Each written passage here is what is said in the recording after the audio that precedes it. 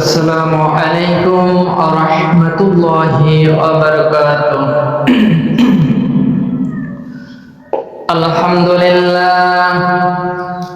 আলহামদুলিল্লাহ নাহমাদুহু ওয়া নাস্তাঈনুহু ওয়া নাস্তাগফিরুহু ওয়া নাউযু বিল্লাহি মিন শুরুরি আনফুসিনা ওয়া মিন সাইয়্যাতি আ'মালিনা। من يهد الله فلا مضل له ومن يضلله فلا هادي له ونشهد أن لا إله إلا الله وحده لا شريك له ونشهد أن محمدا عبده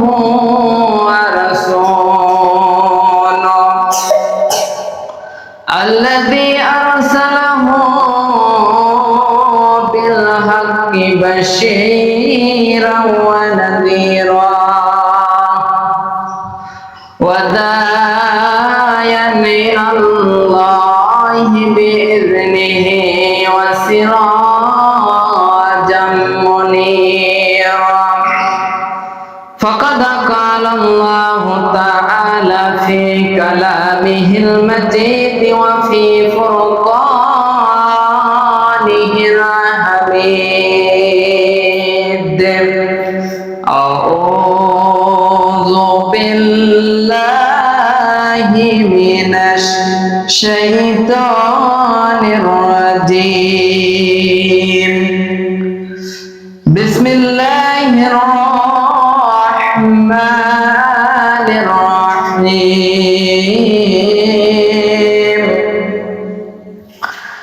يا أيها الذين آمنوا اتقوا الله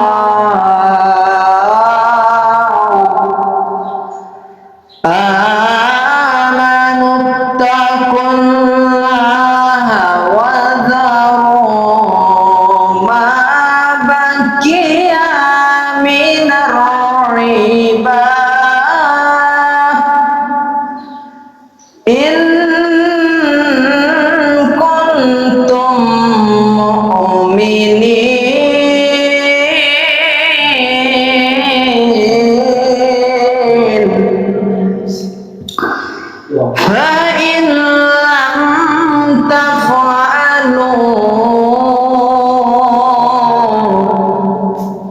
فإن لم تفعلوا فأذنوا بها الربا من الله ورسوله وإن تبتم فلكم رؤوس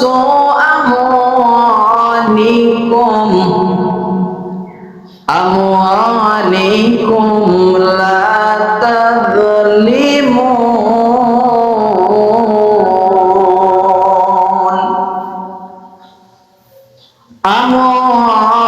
أموالكم لا تظلمون ولا تظلمون.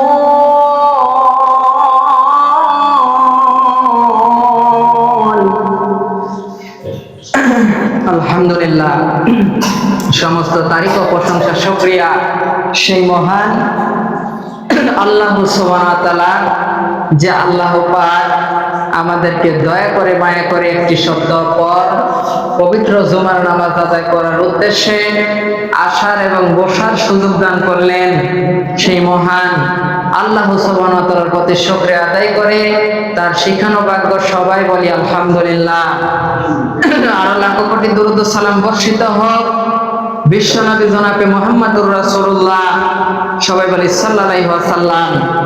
আমি পবিত্র কুরআনুল কারীমের 2 নম্বর সূরা সূরা আল বাকারার 278 এবং 79 এই দুইটি আয়াতে কারিমা তেলাওয়াত করেছি।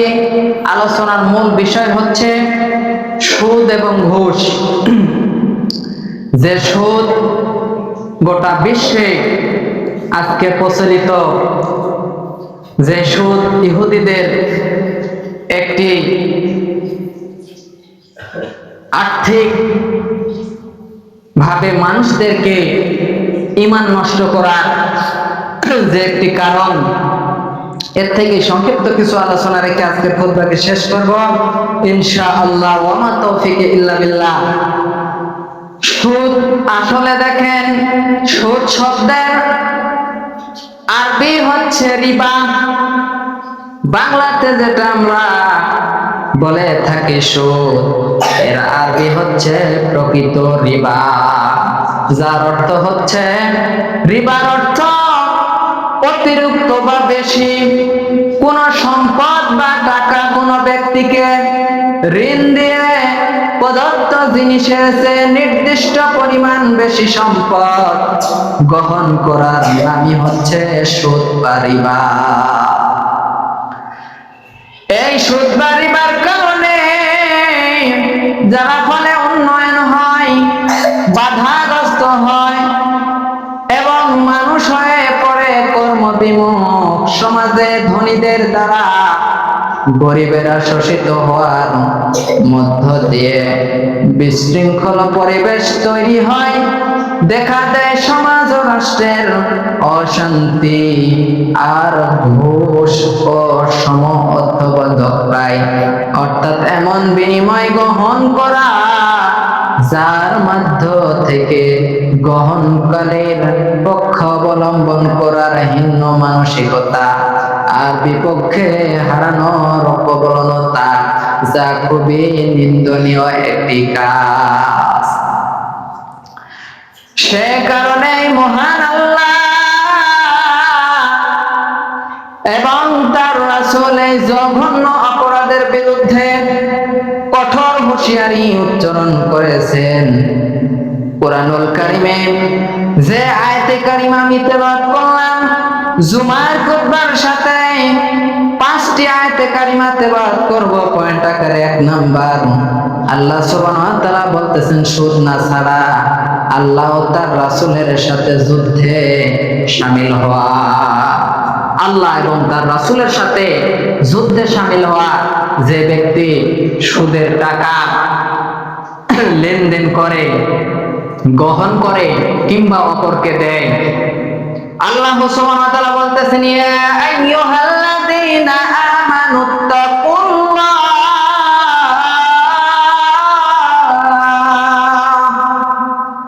আল্লাহ বলতেছেন হে ঈমানদারগণ, ওই হে তোমরা যারা বিশ্বাসীগণ, মুত্তাকি যারা, তোমরা আমি আল্লাহকে ভয় করো, আমি রবকে ভয় করো। ওয়াদারু মা বাকিয়া মিনার রিবা, আল্লাহকে ভয় করে শেষ নয়, এরপরে বলতেছেন তোমরা সুদের বা বকিয়া আছে তা ছেড়ে দাও, সুদে লেনদেন বন্ধ করো যদি তোমরা মুমিন হয়ে থাকো। আল্লাহ পাক বলতেছেন ইন্না কুনতুম মুমিনিন,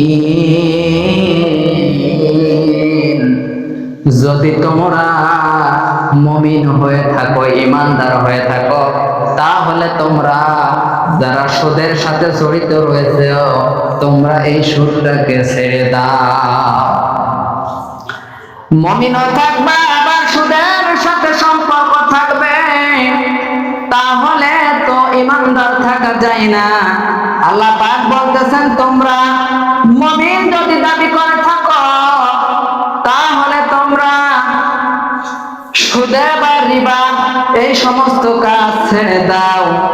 আল্লাহ তাআলা বলতেছেন, পরের আয়াতে বলতেছেন সুদ না ছাড়ো, তবে জেনে রেখো এটা আল্লাহ ও তার রাসূলের সঙ্গে যুদ্ধ করার শামিল।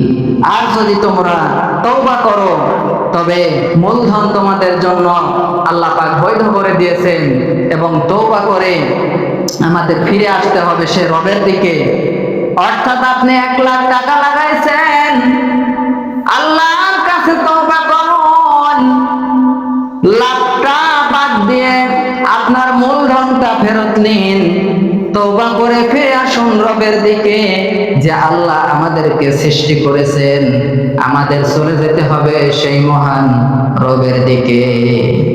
আয়াতের শেষে বলতেছেন, তোমার অত্যাচার করবে না এবং অত্যাচারিত হয়ো না। প্রিয় বন্ধুগণ আমার, এটি গেল 1 নাম্বার পয়েন্ট। দ্বিতীয় নাম্বার পয়েন্ট আল্লাহ পাক বলতেছেন, সুদ মানুষের সম্পদ গুলো ধ্বংস করে দেয়, আর যাকাত মানুষের সম্পদ পবিত্র করে এবং বৃদ্ধি করে দেয়। আজকে কি বলবো, দুঃখের কথা, গোটা বাংলাদেশ সুদ ভিত্তিক অর্থনীতি আমাদের চালু। এই জন্য সমাজের অশান্তি পুরায় না। যেদিন যাকাত ভিত্তিক অর্থনীতি সমাজ ব্যবস্থা চালু হবে, সেই দিন মানুষদের আর অনাহারিত জীবন কাটাতে হবে না, মানুষদের আর অভাবী থাকতে হবে না।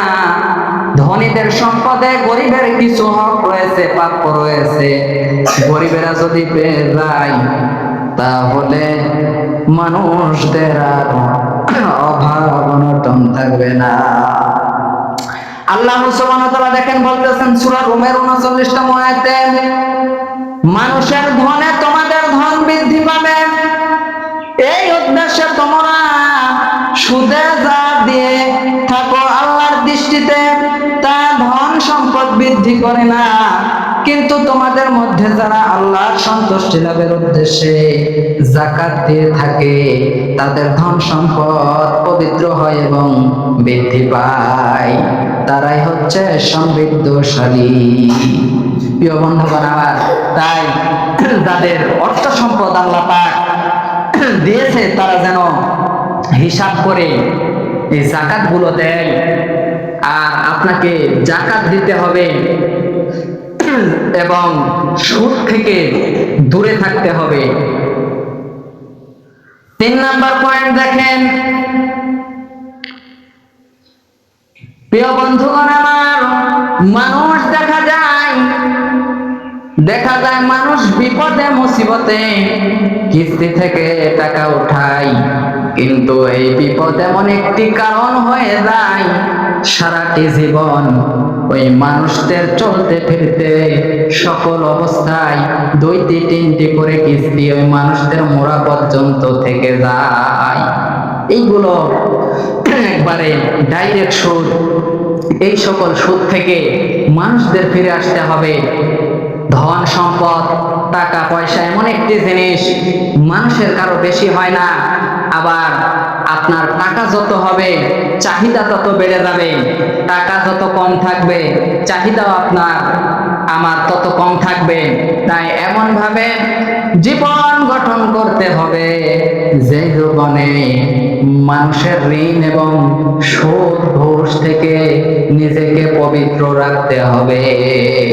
কারণ মালাকুল মউত এমন একটি জিনিস, কখন আসবে কোনো সময় বা টাইম দেবে না।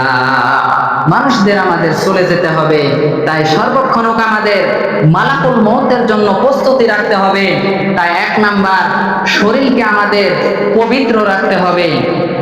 সুদভিত্তিক অর্থনীতি এই সকল ব্যবস্থা থেকে আমাদের দূরে থাকতে হবে। অভাবে অনটনে কিস্তি থেকে টাকা উঠাইছি, আল্লাহর কাছে তওবা করতে হবে, ফিরে আসতে হবে। কিন্তু আমরা কি করি, তওবা তো বাদ দিই, সুদ না হতেই দেখা যাচ্ছে 10টি কিস্তির 7টি দিয়ে আবার উত্তোলন করি। এইরকম ভাবে জীবনকে পরিচালনা করি আর চলাফেরা করি। এই সকল আজ থেকে দূরে থাকতে হবে, আমাদের পবিত্রতা অর্জন করতে হবে। মানুষদের ধ্বংসর মূল কারণেই সমিতি, কিস্তি, সুদ। 1000 টাকা সুদ নিলে দেখা যায় সপ্তাহে 100 টাকা মানুষকে দিতে হয়। তাহলে সপ্তাহে যদি মানুষের 100 টাকা দিতে হয়, একটি বছর যদি আপনি 1000 টাকা রাখেন, তাহলে দেখা যাবে বছরে 5000-এর উপরে টাকা ওই মানুষকে সুদ দিতে হবে, এবং ওই 1000 টাকা আপনার কাছেই থাকবে, পরে তো দিতেই হবে, কিন্তু প্রতি সপ্তাহে 100 করে হিসাব করলে প্রায় 5000 টাকার উপরে হয়ে যায়। তাই এই সকল জঘন্য কাজ থেকে আমাদের দূরে থাকতে হবে। এই বিধান হচ্ছে আল্লাহ পাকের, সরাসরি পৃথিবীর কোনো মানুষের নয়। এই বিধানগুলো সরাসরি আল্লাহ সুবহানাহু ওয়া তাআলা। আল্লাহ সুবহানাহু ওয়া তাআলা এবার বলতেছেন ঘুষের ব্যাপারে, দেখেন ঘুষ দেওয়া এবং নেওয়া উভয়ই হলো নাজায়েজ কাজ।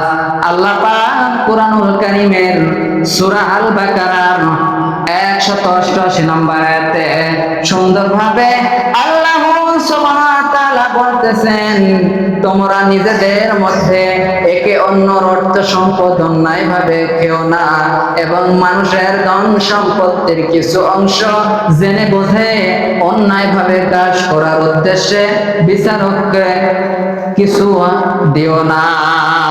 অর্থাৎ দেখা যায় আজকাল সমাজে প্রধান মাতাব্বরদেরকে একটি বিচার সালিশের জন্য 2000, 1000, 3000 টাকা দিয়ে বিচারের মোড় যাবে এদিকে ঘুরিয়ে নেওয়া যায় ঘুষ দিয়ে আরেক দিকে। আবার কিছু কিছু বিচারককে দেখা যায় 1 প্যাকেট সিগারেট বিড়ির কারণেও বিচার চেঞ্জ হয়ে যায়। এই সকল ঘুষ দেওয়া এবং নেওয়া উভয়ই হচ্ছে নাজায়েজ কাজ। 4th নাম্বার পয়েন্ট হচ্ছে সুদ গ্রহণকারী ব্যক্তি, নর হোক কিংবা নারী হোক, আল্লাহ সুবহানাহু ওয়া তাআলা বলতেছেন তারা উভয়ই হচ্ছে জাহান্নামী। আল্লাহ পাক কুরআনুল কারীমের সূরা আল বাকারার 175-76 নম্বর আয়াতে বলতেছেন, আল্লাযীনা ইয়াকুলুনা রাব্বানা লা ইয়াকুমুনা ইল্লা কামা ইয়াকুমুল লাযীনা ইয়াতাখাব্বাতু শাইতানু মিনাল মুসসা যালিকা বিআন্নাহুম ক্বালু ইন্নামাল বা'ইয়া মিন মিসলু। আল্লাহ পাক বলতেছেন যারা সুদ খায় তারা সে ব্যক্তির ন্যায় দাঁড়াবে যাকে শয়তান স্পর্শ করে পাগল করে দিয়েছে, এই জন্য যে তারা বলে বেচা কেনা তো সুদের মতোই অপরাধ। আল্লাহ তাআলা বলতেছেন আমি ব্যবসাকে হালাল করে দিয়েছি এবং সুদ নামক এই জঘন্য কাজকে আমি আল্লাহ হারাম হিসেবে গণ্য করেছি। যার নিকট তার প্রতিপালকের উপদেশ এসেছে অতঃপর সে বিরত হয়েছে, অতীতে যা হয়েছে তা তারই এবং তার ব্যাপার সম্পূর্ণ আল্লাহর এখতিয়ারে। যারা পুনরায় গ্রহণ করবে তারাই দোজখবাসী হবে, সেখানে তারা স্থায়ীভাবে বসবাস করবে। সবাই বলেন ইন্নালিল্লাহ।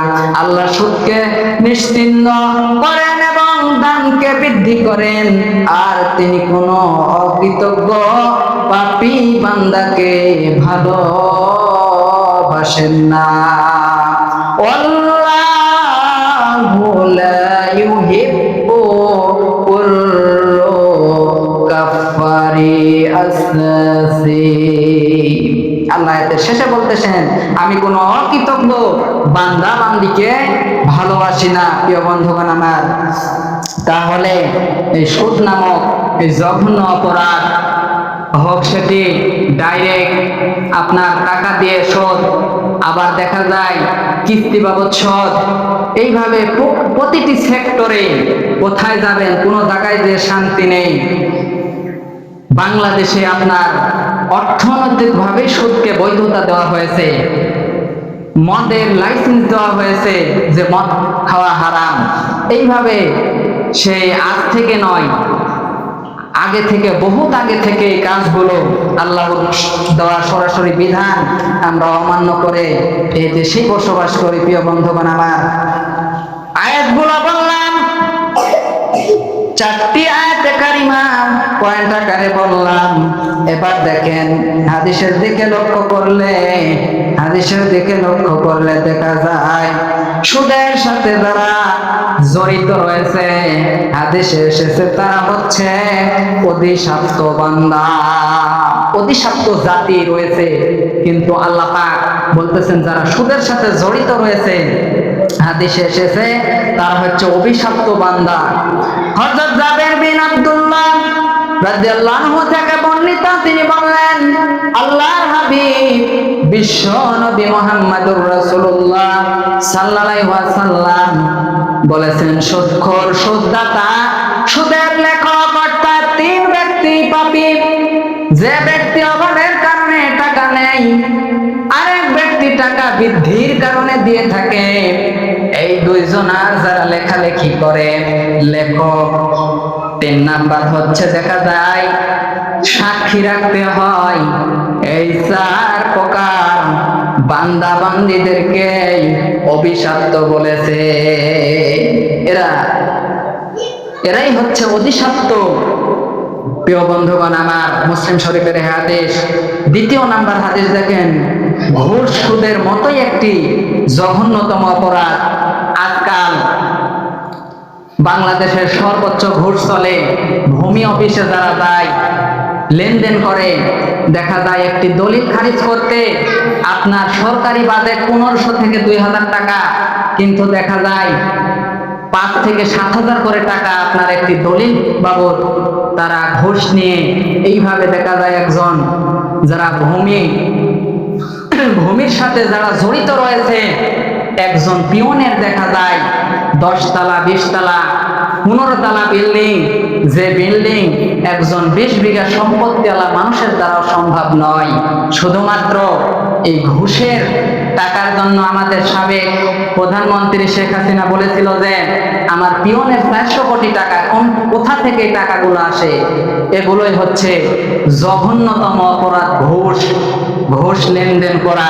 প্রিয় বন্ধুগণ আমার, তাই ঘুষও হচ্ছে সুদের মতো একটি জঘন্যতম অপরাধ। দ্বিতীয় নাম্বার হাদিস, হযরত আবু উমামা রাদিয়াল্লাহু আনহু থেকে বর্ণিত, তিনি বললেন আল্লাহর হাবিব বিশ্ব নবী জনাব মুহাম্মদুর রাসূলুল্লাহ সাল্লাল্লাহু আলাইহি ওয়াসাল্লাম বলেছেন, যে ব্যক্তি কারো জন্য কোন সুপারিশ করলো আর এই জন্য সুপারিশ প্রাপ্ত ব্যক্তি থেকে কোনো হাদিয়া বলেন, তওবা বলেন, যেটাই বলেন নাকি তা গ্রহণ করলো, তবে নিঃসন্দেহে সে সুদের দরজা সমূহের একটি বড় দরজা দিয়ে প্রবেশ করলো। 3 নাম্বার হাদিসের দিকে লক্ষ্য করলে দেখা যায় ঘুষ গ্রহণ করা এবং প্রদানকারী এরা উভয়ই হচ্ছেন জাহান্নামী। হযরত আব্দুল্লাহ ইবনে আমর রাদিয়াল্লাহু আনহু বর্ণিত, তিনি বলেন রাসূল সাল্লাল্লাহু আলাইহি ওয়াসাল্লাম বলেছেন ঘুষ গ্রহণকারী এবং ঘুষ দানকারী উভয়ের উপরই আল্লাহর লানত বা অভিশপ্ত। 4 নাম্বার হাদিস, ঘুষ সমাজে সন্ত্রাস সৃষ্টি করে। ঘুষ সমাজে সন্ত্রাস সৃষ্টি করে থাকে। প্রিয় বন্ধুগণ আমার, হযরত আমর ইবনুল আব্বাস রাদিয়াল্লাহু আনহু থেকে বর্ণিত, তিনি বললেন আমি রাসূল করিম সাল্লাল্লাহু আলাইহি ওয়াসাল্লামকে বলতে শুনেছি যে সমাজে ব্যভিচার ছড়িয়ে পড়ে, তারা দুর্ভিক্ষের করাল গ্রাসে নিপতিত না হয়ে থাকে না। আর যে সমাজে ঘুষ ছড়িয়ে পড়ে সে সমাজে ভীতি ও সন্ত্রাস সৃষ্টি না হয়ে থাকে না।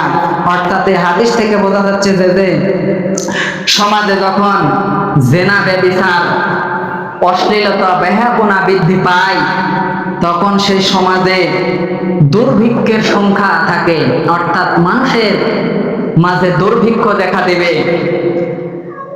আর এই হাদিসের শেষে বলতেছেন যে সমাজে ঘুষ ছড়িয়ে পড়ে, সমাজের পিয়ন থেকে শুরু করে, একটি প্রতিষ্ঠানের পিয়ন থেকে শুরু করে মূল মাথা পর্যন্ত যাইতে সাধারণত আমি উদাহরণ দিলাম একটি ভূমি অফিসের পিয়ন থেকে প্রধান পর্যন্ত যাইতে মানুষের যে দুর্ভোগ পোহাতে হয়, সেই সমাজে অশান্তি আর সন্ত্রাসের আশঙ্কা থাকে।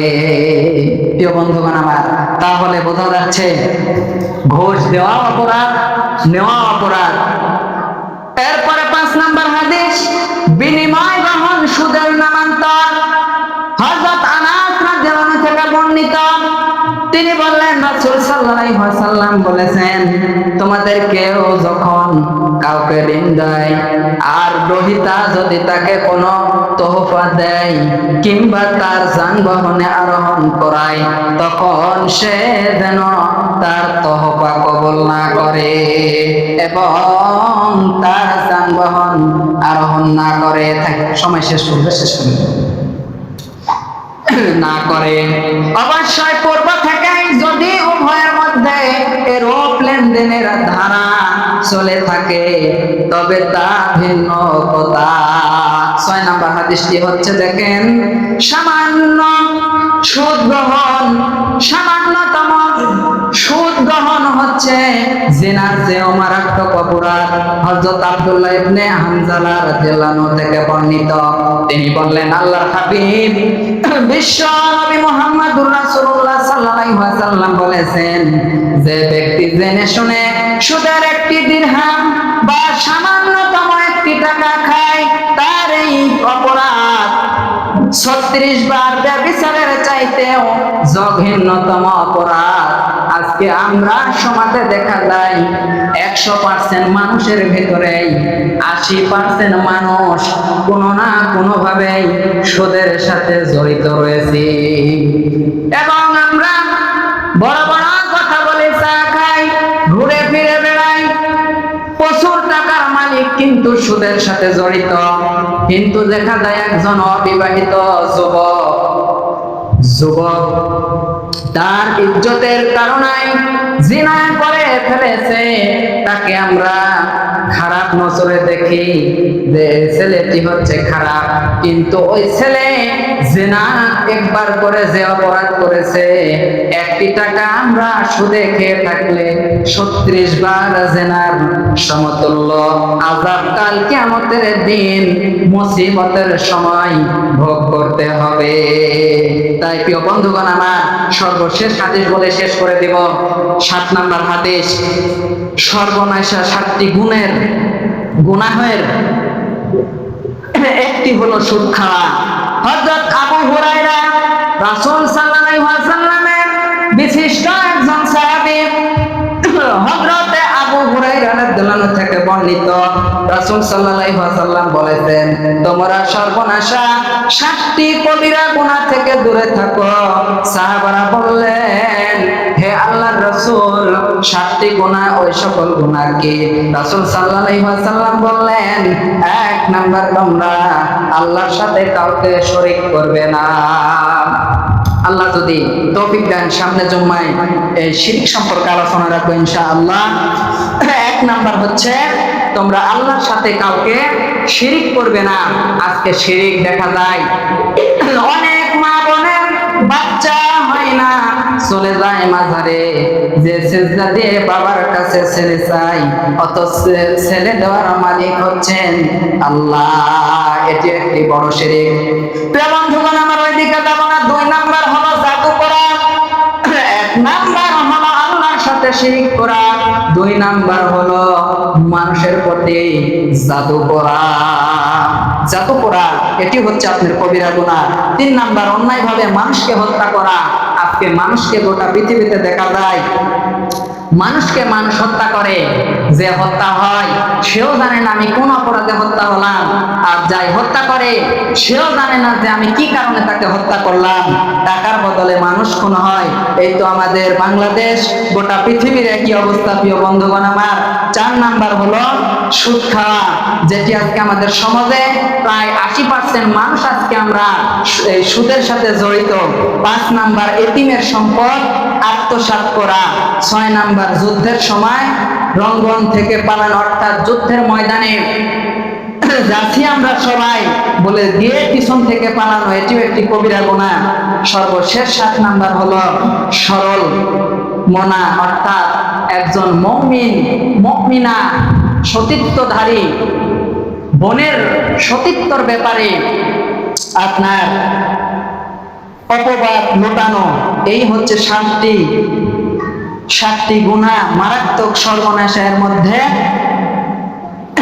কবিরা। এই 7টি গুনাহ থেকে বিশেষ করে আরো রয়েছে, 7টি থেকে আমাদের সকলকে আল্লাহ সুবহানাহু ওয়া তাআলা বিরত রেখো। এবং সুদ সম্পর্কে যতটুকু কথা বললাম, আমরা কম বেশি ছোট বড় বয়স অনেকের হয়ে গিয়েছে, আমাদের কত 20, 30, 25, যার যে অবস্থায় আমরা রয়েছি, এই সুদের টাকা বিশেষ করে কিস্তি বলেন এবং সাপ্তাহিক বলেন, যেটাই কার না হোক, আস্তে আস্তে ছেড়ে দিয়ে তওবা করে আল্লাহর দিকে ফিরে আসতে হবে। মালাকুল মউত খুব কঠিন একটি জিনিস, কখন চলে আসবে কোনো সময় দিবে না। আমরা যদি সুদ হাওলাতে সুদের অবস্থায় মৃত্যুবরণ করি, তাহলে ইহকালীন এবং পরকালীন উভয় জগৎ আমাদের জন্য ধ্বংস। আল্লাহ পাক আমাদের সকলকে বোঝার তৌফিক দান করো এবং আমাদের সকলকে মাফ করুক এবং আমাদের সকলকে 5 ওয়াক্ত নামাজি বানাক। সবাই বলি আল্লাহুম্মা আমিন।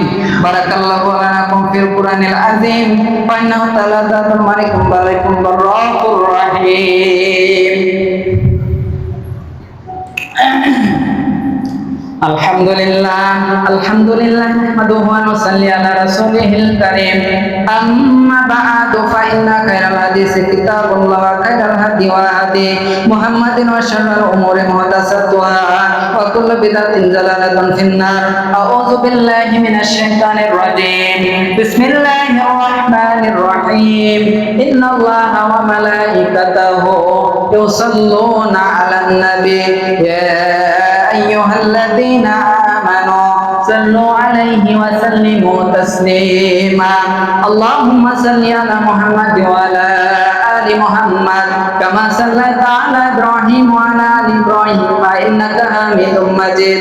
আল্লাহুম্মা বারিক আলা মুহাম্মাদ ওয়া আলা আলি মুহাম্মাদ কামা বারাকতা আলা ইব্রাহিম ওয়া আলা আলি ইব্রাহিম ইন্নাকা হামিদুম মাজিদ। আল্লাহুম্মা আ'তিল ইসলাম ওয়াল মুসলিমিন। اللهم اهلك الكفار والمشركين واليهود والنصارى.